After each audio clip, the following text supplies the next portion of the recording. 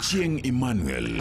Mokum jokanye sekta masomo dwaro mondo piny owacho obed kod tim mar chiwo omenda masiro weche mag somo e kinde mowinjore mag capitation kabinde gimedo kwan omenda go madhine skunde mag primary kod sekondar mondo mi oduoke piny osigo mar weche mag chulo omenda mag somo kune jopiny.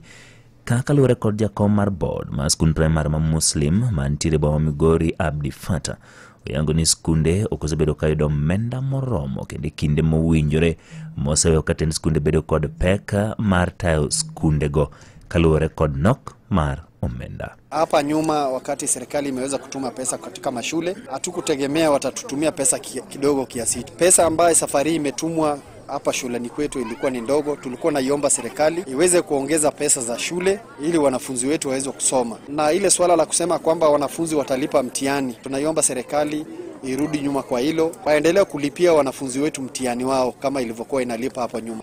Bende yango nitiere dwaro mar piny owacho mipek weche mag chiwo somo nono maonge chudo e skunde mag sekondar to kod primary. Na ikiwezekana tulikuwa tunaomba serikali hii masomo iwe ni bure kutokea primary mpaka secondary, iwe ni elimu ya bure. Hatuoni sababu ya wanafunzi wazazi kuendelea kulipa karo, kwa sababu wananchi wa Kenya tayari wamebeba mzigo mkubwa ambaye ni kodi, na tulikuwa tunaonelea kwamba serikali ikiwezekana wafanye elimu ikuwe bure.